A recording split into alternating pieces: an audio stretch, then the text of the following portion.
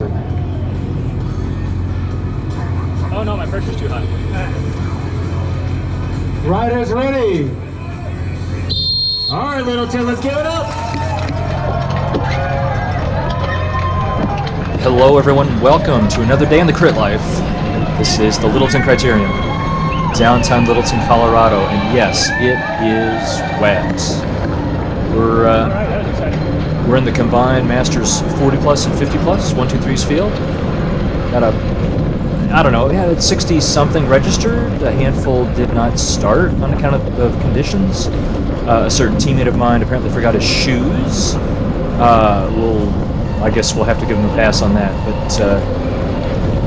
But Littleton is the race I think I've done the most editions of. This was the second crit I did after getting back into racing back in 2013, and I've done it every year since then, except of course the pandemic year. You do the math, but I mean, geez, I've done this race about 8 times. I figure I've done over 250 racing laps of this circuit, so, but never in this kind of rain. So, funny story leading to the start.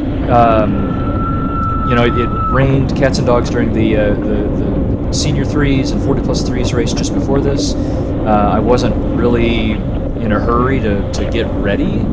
I knew I wasn't going to do a huge warm-up, so I sat in my car, took my time pinning on my number, yada yada, and figure, okay, I'll go warm up now. And as I got to the first corner of the circuit, I looked over and the field had already staged, and I'm like, oh crap! So I immediately went to the start. So my warm-up for this race was about half a mile.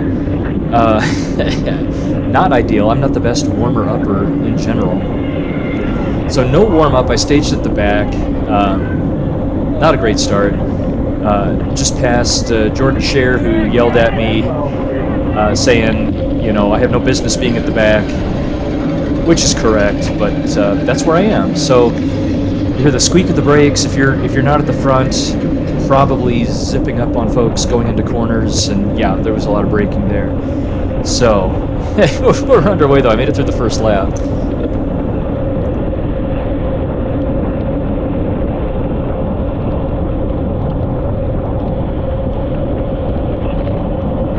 So nothing about this race is going to be pretty. There was my messed up start, as I've already talked about. The camera lens, I should have put some sort of hydrophobic coating on it. I did put that on my Oakley lens, thankfully. But yeah, there's going to be big blobs of water on the lens, so it's not going to be the best quality video. But that's racing in the rain. So you can already see I'm tail gunning right here. I'm basically at the tail end of the field, letting a bit of a gap open up. The idea being I'm still getting some benefit of the draft, but I can kind of coast up on the back of the field going into the corners. I mean, if you've watched my videos, you know that's my MO. It works for me. It's not the path to success, but the definition of success today is, shall we say, modified. The goal is always not to crash. And really, there's been enough rain that the grit, I mean, the most slippery stuff has been washed off the roadway. So traction's actually pretty good, but not crashing and really just finishing the race are the goals. The problem is I'm at the back of the field, and it is stringing out. Gaps are forming everywhere. Quick run through the course. So we just passed through start-finish, going into corner 1. There's always some braking going into there. Long east straightaway, there's a big bump right there. I just went over that asphalt patch, and now I'm just trying to make up places, trying to close gaps. Come thundering down this way. Wind is out of the northeast today, so a bit of a head crosswind here. Just trying to get in position before reaching the turns. And there's already guys sitting up and dropping. Turn 2, they cut a notch in the median a few years back, which is great for the racing action. Turn 3, standing water, manhole cover at the apex. Watch out for that yellow line. Don't want to slip on that. Come back over to the left side. Turn 4 is the one and only right-hand corner on the course. And, well, I'll pause. Right here, by all rights, my race is over. look at the gap ahead of me. The several riders ahead of me all got gapped. They all kind of fell apart simultaneously. And watch, I've got a gap. I should be done here. And I was a little upset with myself. It's like I let a gap open in front of me. So I'm really burying myself right now, just saying, you know, if I can maintain my pace, be smooth through the corners, I have a chance of sneaking back up on the tail end of the field when they slow down for a corner. But I've got to pull out all the stops here. I think I just passed Bennett Hug there. Sorry, Bennett, didn't tell you I was coming, but I'm not ready to be done, and so I just, you know, zero IQ, just go, go, go.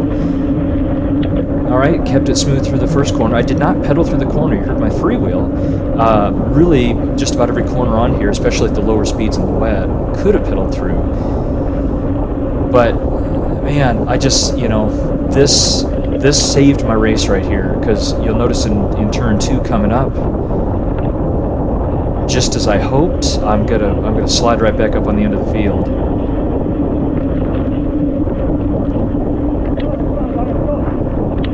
And I'm yelling at Byron Nix there, you know, get up there. I didn't. There's a gap in front of him. I didn't know if he was dropping back, but as we'll see, Byron is if he needs to tail gun, he can do it amazingly well. But at this point, I'm just like, wow. My heart rate is not maxed out, but I'm huffing and puffing.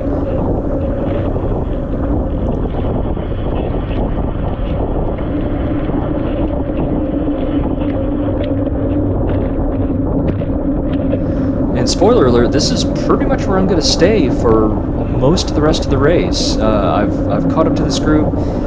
I have no idea where I am in the race. I was so far back I couldn't see the action ahead. I actually had to go watch the replay of the streaming video of the race, courtesy of usacrits.tv. You should check it out. But at this point, I'm questioning my life choices. It's like, great, I've gotten back on the group, and now I'm going to be jumping out of every corner. And it's true. If I'm sitting on the back, you know, if I'm not super diligent about hanging right on that wheel, going through the corner, then I'm going to be jumping out of every corner. So it's not pretty, but so far I'm getting it done. So get back again to the course walkthrough. That was corner 1. You know, just kind of a bad lines of sight through that corner, but you can still take it pretty fast. Long straightaway. Kind of want to get in position for corner 2. We'll have the cut in the median. Just imagine, I mean, it used to be a much tighter corner. I'm glad the city changed that. Stay out of the gutter on the outside. Standing water on the inside of corner 3. Watch out for the manhole cover. Watch out for the painted lines. Move back over to the left. Set up for turn 4. The one and only right-hander. Super wide streets here. Watch the slow rider inside. Get around him. I don't want to get balked. Now one of the Colorado-esque features, you got the drainage coming up here. Oof.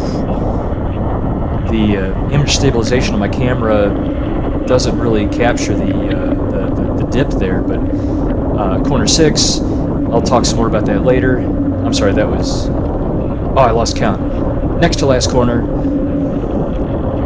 And then a quick shot down to the final corner, then onto the straightaway. Kind of cut the corner, go on the sidewalk here if you can. And now we're back on the front stretch.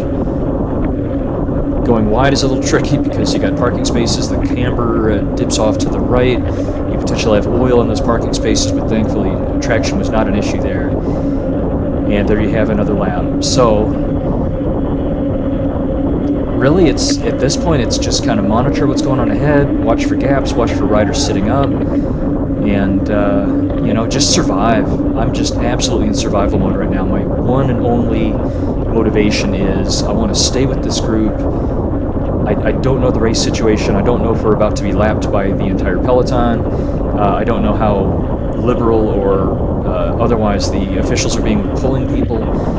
Because in a crit, if you're out of contention, by all rights, they can pull you out of the race. The official blows his whistle, puts his does the slit your throat motion with his hand, and you're done. And I hate that. I'm going to go until someone tells me to stop, but I don't want to reach that point.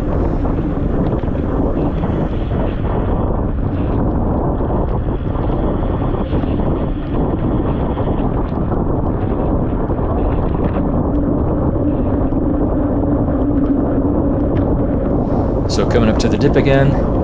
Oof!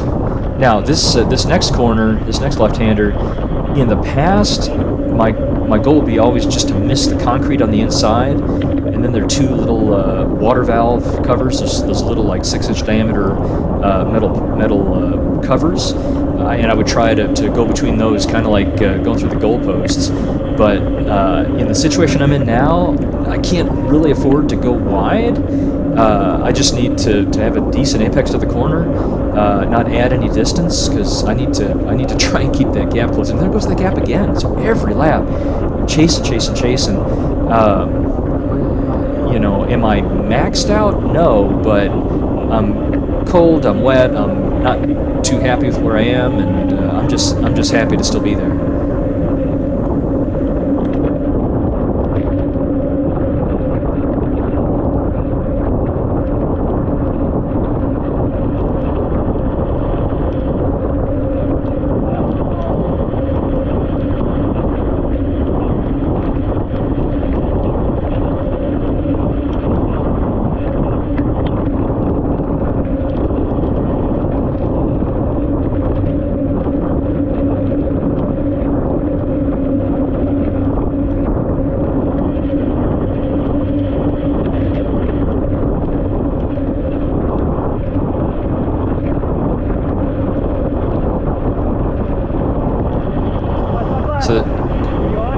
So there's Byron again, coming back to the back. And so I don't know if he went back there because he was in distress. So I kind of yelled at him, you know, go, don't let that gap open. But he was fine. He was in exactly the same situation as I was. He was tail gunning. He was, you know, doing it smartly. But I was getting PTSD from seeing gaps open earlier. So man, it's. Like I say, I'm not maxed out here, but I just never really got a rest. My heart rate, I think, will stay above. I think my 20-minute heart rate set a record for this year at least. I haven't been doing time trials. My 20-minute heart rate was about right where it is right now, 162. My max these days is mid 170s, but I'm trying to keep it sustainable.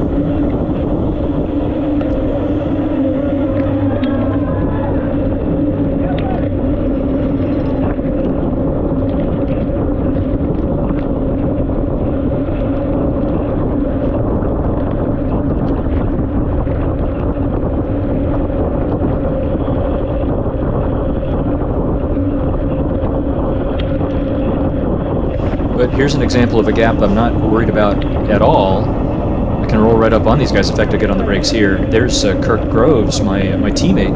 Now, I didn't realize until I watched the replay of the race that Kirk was actually up in the front group initially, and obviously very high pace up there. He dropped back and got in my group. So the race situation at this point, we're basically. Let's see, when did the brake go away? In essence, we're in the chase group behind the peloton here.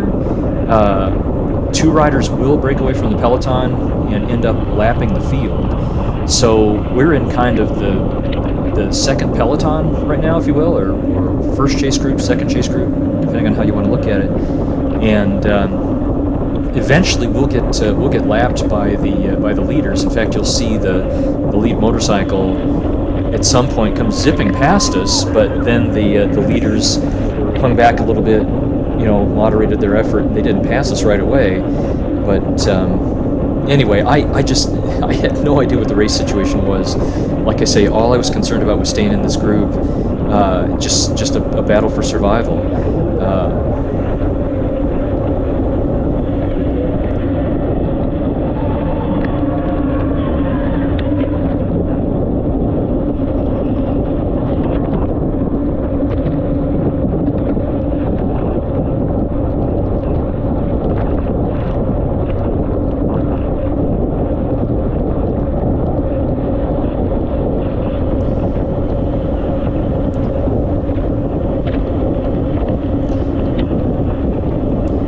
So you'll notice, or at least I felt it. I don't know if the video will show it, but if you were directly behind a rider, you'd get caught in his rooster tail. That's the spray of water that comes up off the rear tire. So I'll sometimes you see me juking back and forth, just trying to get to one side or the other, not eat that rooster tail, because of course that's all water that's coming straight up off the road. It has grit in it and just nasty.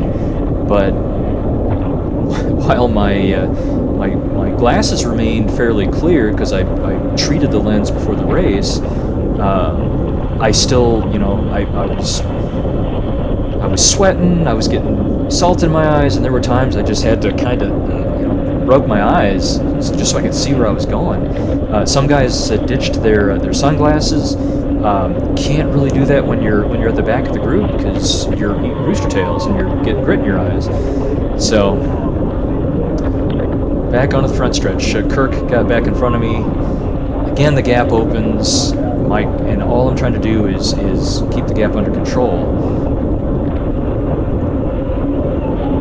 Now, the forecast for today was rain. Early in the week they were forecasting thunderstorms. We knew it was going to be nasty. Interestingly, the forecast changed Saturday afternoon. All of a sudden, it dropped to, at least where I live in southeast Denver, it dropped down to just a 20% chance of rain. So I foolishly thought, I'm in the clear. But no, obviously that didn't pan out. So what did I do to prepare for a rainy race? Well, so I'm riding a Specialized Delay Sprint with rim brakes, and normally I would race on carbon rims, and braking on carbon rims in the wet is a tenuous proposition at best. So I'm riding on my aluminum rim, my training wheels basically, which they're not too heavy, but they're not exactly aero. But I get much better, much more predictable braking with the aluminum rims. I'm also running on 28 millimeter tires, Vittoria Courses. Normally I run 25s, but the 28s I can run lower pressure, give myself a little bit bigger footprint, contact patch on the roadway, and also some more mechanical grip. The softer tire can deform more readily to irregularities in the roadway, and it won't bounce off of the pavement as a higher pressure tire would. So I'm running about 75 psi in the front, 80 in the rear. Really, in talking to other people, I get the sense that they thought that was high, but for me, that's a lot lower than usual. So I didn't have any traction issues. There was one corner I remember where I ran over, actually just the painted center line, and my rear tire skipped a little bit, but nothing that wasn't manageable. So what else did I do? I applied Castelli foul weather cream to my legs. That's not embrocation. It's not icy hot sort of stuff, but it's Vaseline with whatever pixie dust Castelli puts in it. Keeps the water off your legs, helps you feel a little bit warmer, and I felt good. I didn't feel too cold. It was definitely cold. It was low 60s compared to the 90s we've gotten used to, but my legs felt pretty decent. I treated my sunglass lens with hydrophobic coating, as I mentioned, and otherwise it's more your mindset, thinking in terms of riding with soft hands and feet is what I like to say. Don't make any sudden moves. Be as smooth as you can. Plan ahead. Look ahead. So in the end, racing in the rain wasn't as bad as I feared it would be. It's been a long time since I've done it. I think the last time was at Bannock, maybe in 2018. At the end of the race, it started raining heavily on us. But it's in the end, it was a safe race. You're always thinking, the worry is if there is a crash in front of you.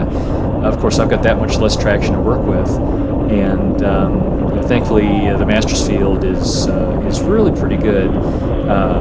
Littleton in 2015, if you go back and look at that video, there was a teaser from Littleton 2015 in my YouTube channel. There were like 3 different crashes, all in front of me, and that was kind of nuts. But today was good.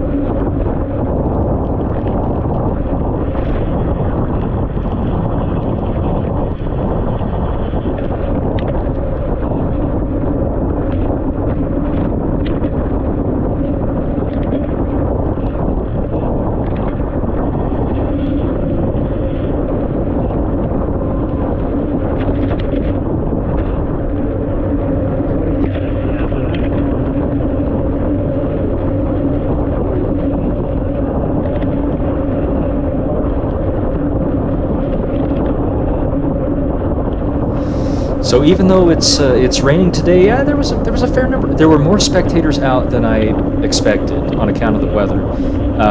Now, of course, the Masters race, immediately following the Masters race, is the pro women, and then the pro men.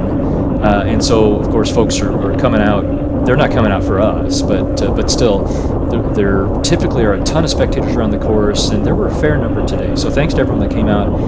Thanks for all my friends and teammates who yelled encouragement or an appropriate amount of heckling. It's nice, and it really does keep me motivated. That's one of the things that kept me in.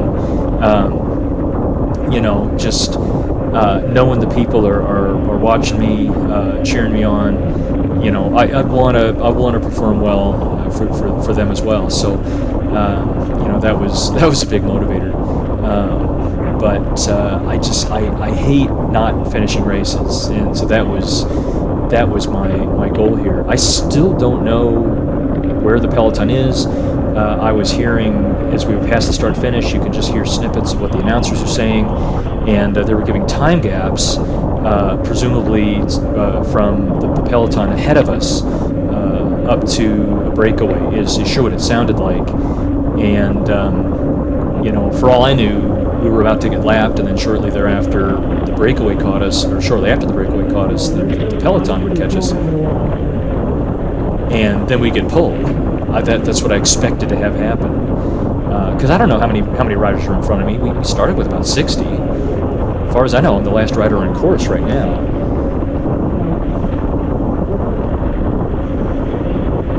So another thing to notice as we cross the start finish, with this being a big time national caliber crit, they had a proper bridge over the finish line and electronic timing hanging over that. Well, before the race started, we were told that the lap card that would show minutes to go and then count down laps. I thought I heard the officials say that it was on the right side of the course before the trailer for the start finish. So I keep looking there, and it's like, man, I can't see it, and I figured my eyesight was just crappy in the rain here. What I kept seeing was off to the right after the start finish, there's a radar gun, which was funny because it was tucked back behind things and it wasn't getting a good reading. So it's saying we're going 22, 25 as we're thundering down the front stretch, going about 32. That's the only thing I kept seeing. Finally, with about 4 laps to go, I looked up and noticed, it's the timer's over the start finish, and the one on the left is the one that counts down laps. Oops, there's God. See, that's what I have to be hyper vigilant for. Is riders dropping off ahead of me, because if I just look at that wheel, then all of a sudden I'm gapped. Now, thankfully I was able to get around him and just roll up on the back of the group here, but you can't relax. You get momentary breaks going down the straightaway once you caught up, but it was mentally and emotionally hard. And you can hear it just then. I was saying go, go, go. The rider in orange ahead was letting more of a gap open than I wanted to see. I didn't know what his motivations were, and thankfully he did get back up. Now, of course, I've been leaving gaps larger than a normal person would want, but you know, I'm in tailgun survival mode, and you know, I'm going to roll up on the group, especially coming into this corner here, as you can see. So, you know, I'm in my groove. I'm there. So heckle me if you want, but I'm not going to move up unless that's my job. Now, I was remiss in not saying at the start, this is Garrick Mitchell, race with Palmaris Racing out of Denver, Colorado, and there's Kirk again coming back. I'm like, ooh, he seems to be going slower, and I'm like, dude, no, don't take me out of this race. But anyway, yep, and I asked him, are you on? Are you staying with the group? And I didn't see his response, but I'm terrified of getting dropped here. So anyway, Palmaris, we've got a pretty good group of masters, and our primary focus during the season has been the 40 plus category 3s field, and so we'll discuss before races, and what's our plan, and we'll talk about roles, and you know, okay, so you're our designated sprinter, you're gonna sit in, stay out of the wind the entire race, and then we'll lead you out. I'll be the guy chasing down brakes, closing gaps. We've got our roles, and so going in, we know what our plan is. Today, the goal is survival. That's my role, is to make it to the finish of the race. That's really all I feel capable of doing at this stage. So Kirk, I'm sorry for yelling at you. I know now that you had a fast start to the race. I know it was tough trying to stick with that group, but yeah, Kirk in the end lost contact at some point. I hope it wasn't because he got behind me and I did something stupid. So anyway, but Kirk has had a good season. He's won some races. He won the Palmaris Central Park Criterium last weekend, which I still haven't posted a video for yet. But very talented rider, and I'm pleased to have him as a teammate. The only other teammate in the race for me today is Damon Brandt, and Damon is up much closer to the front of this group.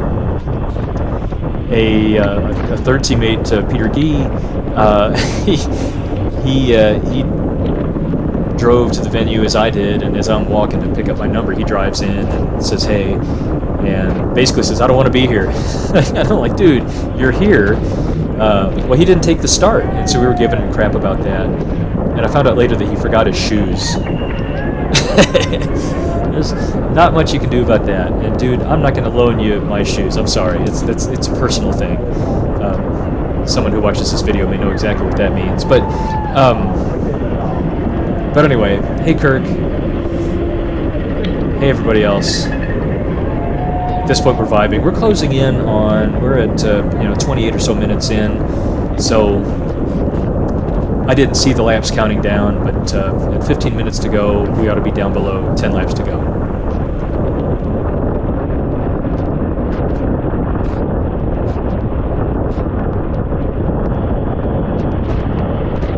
Yeah, and right then Kirk was just letting a little bit too big of a gap open. I got around him. I don't know if that's when he dropped off. We'll see if we see him again. But again, I was able to just roll up on the back of the group. So is it good racecraft? No, but if it gets you to the finish on a day when otherwise you might not, then I'm gonna stand up for my tail gunning skills.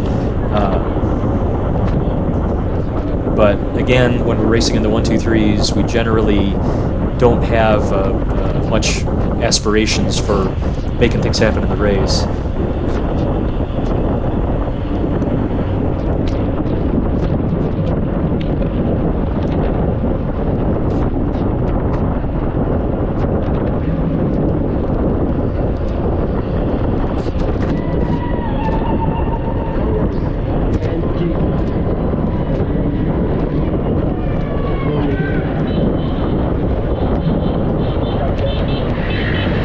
And there it goes. There's the lead moto just passed us, which normally is a signal that close on his heels is a group of riders that we're being lapped by. So I'm looking back, and it's like, I don't see anybody. So, you know, sometimes there's multiple motos with the race, and one may drop back and kind of be a sweeper and kind of serve a you know, first responder role for medical. If there's a crash, they'll stop and see how the riders are doing. But so we're kind of like, okay, are we getting lapped? What's going on? But didn't see anybody, so we're just going to keep on motoring. Really and truly, most of the time I was too scared to look back, or I wouldn't be able to see anything anyway. But I know that Byron's behind me. I'm not sure if anyone else is right now. So as far as I know, I'm the very last one in the group. So the race situation at this point is we are sometime soon going to get lapped by two riders, Carlos Casali, who will be on a pink bike, and I forget who the other rider is. I'm sorry, but that breakaway ended up lapping everybody. And then the question is, well, how much time do they have on the peloton? And you know, the presumption is that the peloton is also closing on us. So, you know, we're keeping as good a pace as we can, just trying to keep things under control, stay in the race. But so breakaway of two. There is a peloton that's the peloton is maybe 30 seconds in front of us right now. They're a little over the length of the front straightaway, and then I'm in the first chase group behind the peloton, and then there is a small group behind us of maybe 5 riders. I saw that's where Bennett with Mod Market ended up, but that's it. Everyone else got pulled. So, geez, I'm trying to think. I'm not sure offhand how many finishers there were. I'll look that up in just a minute. But that's the race situation looking back. But at this point, I have no idea what's going on, other than we're about to get lapped.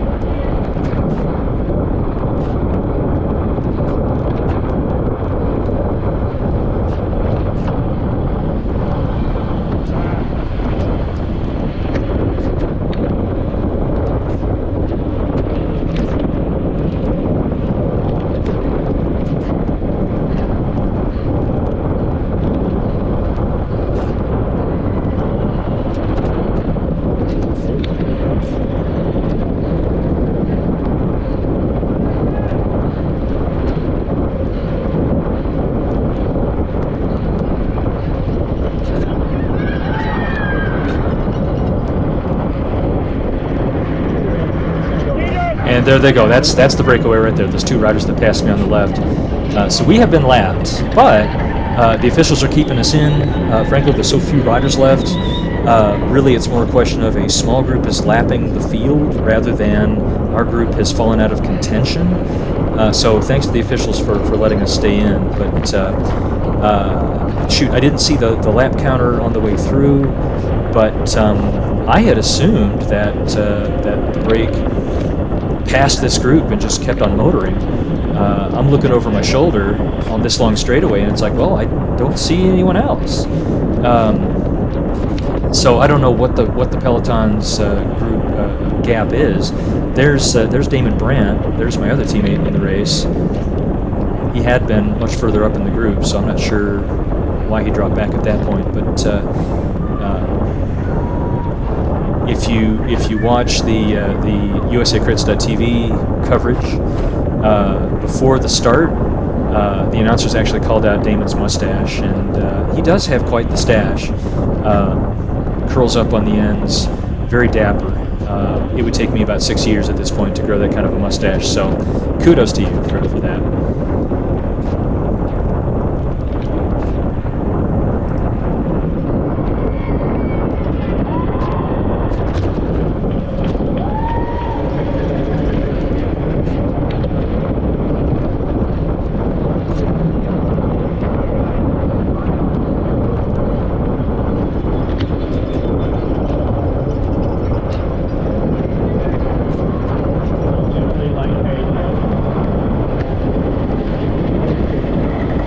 Okay, I think that was 6 laps to go that we saw at the line there. So I promised you statistics. So again, this was both 40 plus 123 and 50 plus 123 fields being run concurrently, but scored separately. The 50 plus, my field, we had 28 starters, 3 did not start, and 18 finishers. So we had 10 DNFs. And the 40 plus, yeah, no, I'm not sure who that rider was. I thought that was another rider lapping us, but I didn't know there was anyone else back there. Anyway, in the 40 plus, there were, let's see, 17 finishers. Hang on. 17 finishers, 7 DNFs, and 5 did not start. So, you know, not as much attrition as say the pros race later, where I think maybe half the field finished, but and that gap's looking pretty ugly. How did I let that happen? Okay, well, it's okay. I'll close back up. I'm on the edge. I still don't know how many laps remain. I'm just looking at my clock, trying to do the math. Okay, we started at 6:55. We're going 45 minutes, so we ought to end at 7:40. But anyway, like I say, I didn't know the race situation. All I knew was I hadn't been pulled yet. I was with the group, so let's go.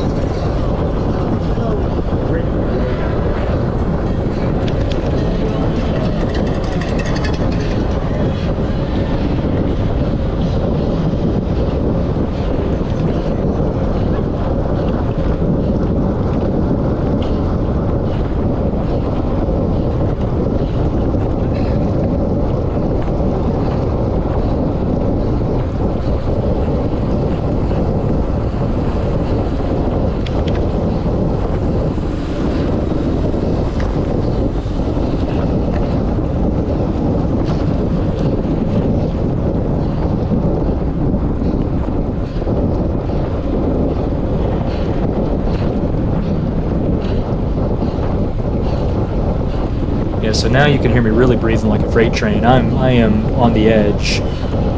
My entire bike race is a house of cards here, and it's not going to take much to bring the whole thing down.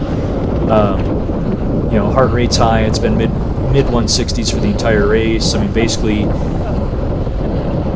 Oh, here.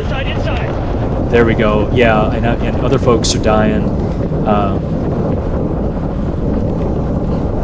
I had to tell him, look, dude, I don't have time to sit behind you for this corner. I'm coming through, and but where was I going with that? Anyway, I think right about here, Byron behind me dropped, lost contact with this group, and let's see, this is 4 to go, and I think that's the first time I saw the lap cards in this race. That's the first time I realized where the counter was, and you know, I looked behind me. I still couldn't see a chasing peloton, and it's like I'm done. I am just done. I start making noises like ah, but you know, at this point, I've done all I can. I'm gonna keep motoring, try to finish. You know, obviously I'm going to go slower. I think I lost like 8 or 10 seconds a lap to the group I was in. Oh, so unbeknownst to me, when I finally dropped here, is because the 2 breakaway riders basically went to the front of the group, and they started cranking it, because at that point I couldn't see it, but we were actually catching up to what I'll call the peloton, the first group. And the 2 breakaway riders actually dragged my group, the group I was in, up to the peloton. So I'm a little disappointed. If I'd known that, I might have dug in just that little bit more. But as it was, I knew that there wasn't a peloton behind me. I wasn't going to get caught. I wasn't going to get pulled. I had high confidence that I'd be able to finish the race. At this point, I'm looking behind me. You'll hear folks saying, "Go, Byron." You'll hear people shout for Byron. Well, he's just behind me. So we're both just motoring, just trying to finish the race. I'd kind of like to stay in front of him, but that's not going to work out. Here we go, 3 laps to go.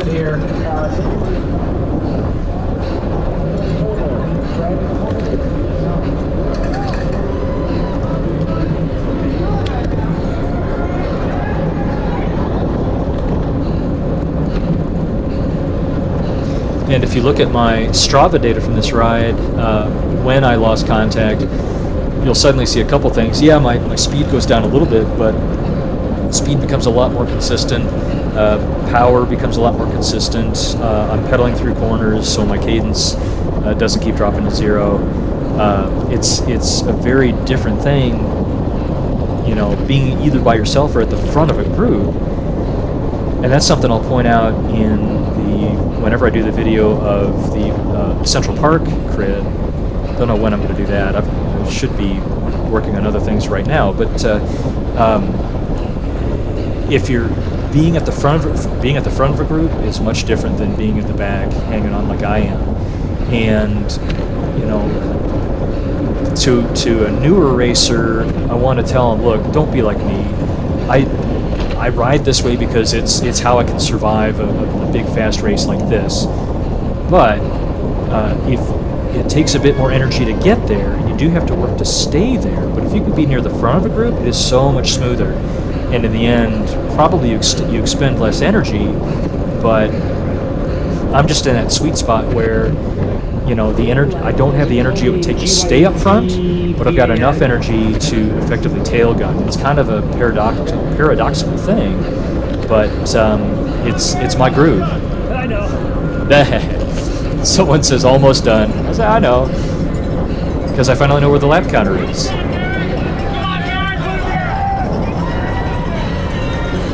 So again, thanks to all my friends and teammates who yelled for me. I appreciate that. I surely do. I will yell for you as well.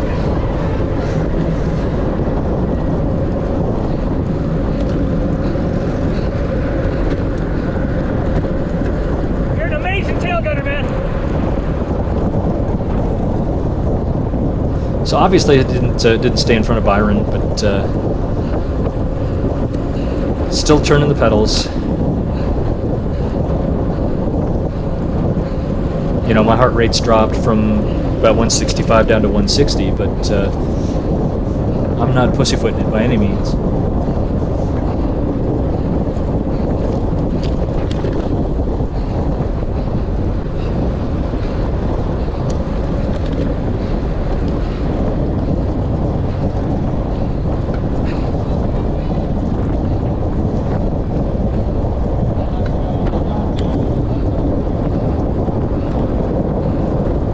And as we rounded that last corner, I could hear the announcer at the start finish saying 1 lap to go. Inside, yep. So we caught that other rider, and I wanted to keep going. So rather than sitting on and eating more rooster tail, I got up front.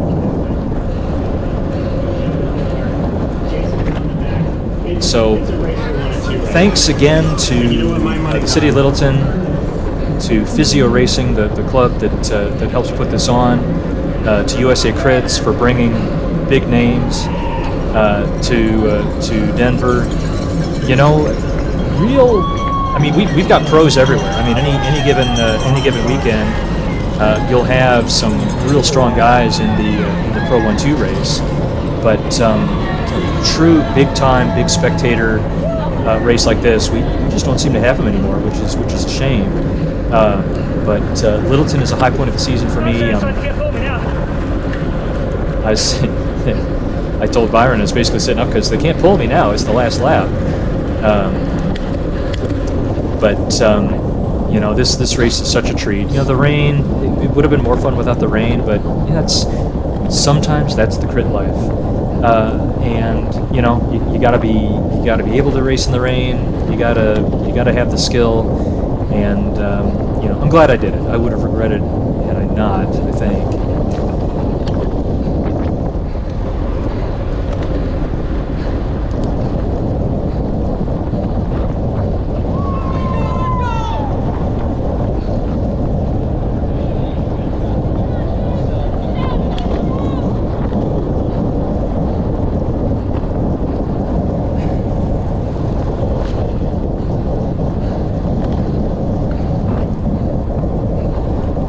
So now I get it in my head that, well, those guys aren't riding away from me, so what the heck, I'll catch back up to them, and we'll contest the minor placings here. But chapeau to Carlos Casali, who won our event.